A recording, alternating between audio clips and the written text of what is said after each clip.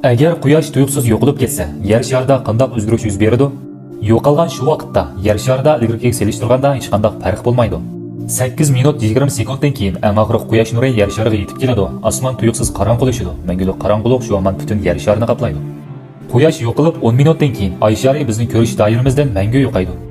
Quyosh yo'qolib yarim soatdan keyin yer sharining magnit maydonida ko'rinarli o'zgarish yuz beradi. Agar sizning ta'limingiz bo'lsa, kecha osmon bo'shlig'ida yorug' qutb nurini ko'ra olasiz.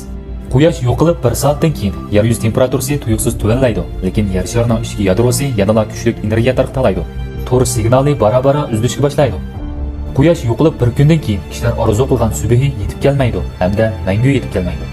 Butun yer sharida jiddiy yig'inlar ochilib, olimlar birlikda keyingi qadamdagi taqobil turish tadbirlarini muzokara qilishga boshlaydi. Atoqli mutaxassislar ilmiy tadqiqotlarni qanot yoydirib, quyosh yo'qolishining haqiqiy sababini aniqlash urinadi.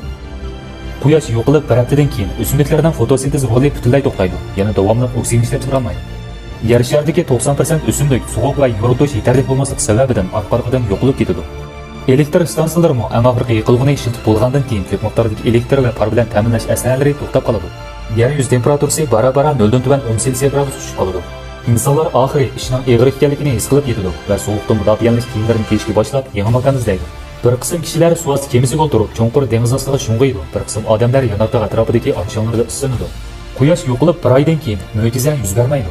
Bu vaqtda yer yuz temperaturasi allaqachon 0 dan tuvan 20 selsiy gradus tushib qoladi. O'simliklarning yo'qolishi sababli o'txo'r hayvonlarning bara-bara yo'qolishga boshlaydi. Lekin go'shtxo'r hayvonlar yana bir mazgil bardoshlik bera olishi mumkin. Dengiz yuzi qalin muz qatlami bilan qoplanadi. Bir qism dengiz jonivorlari yo'qolishga boshlaydi. Quyosh yo'qolib yarim yildan keyin uzun mazgil quyosh nurining yoritishi kamchil bo'lganlikdan yer yuz temperaturasi yana 0 dan tuvan 50 selsiy gradus tushadi. Butun planetning asosan hamma yeri muz bilan qoplanadi. Bir qism sovuqqa bardoshlik bera oladigan o'simliklar yana qaysi holda mavjud bo'lib turadi. Lekin 99% o'simlik va hayvonlar allaqachon yo'qolib bo'ladi. Quyosh yo'qolib 1 yildan keyin yer yuz temperaturasi 0 dan tuvan 100 selsiy gradus tushadi. Lekin dengiz ostidagi yanardaq portlashining ta'sirida dengiz yuzining butunlay muz tushishidan boshqa dengiz osti yanada iliq suyuqlik holatida turdi. Yer sharidagi barliq hayot qolgan jonlilar mushu damda qop-qorong'u dengizning cho'nqur qetida yashaydi. Bu yana bakteriya va bir qism biz ismini bilmaydigan jonlilarni o'z ichiga oladi. Quyosh yo'qolib 10 yildan keyin yer yuz temperaturasi 0 dan tuvan 200 selsiy gradus tushadi.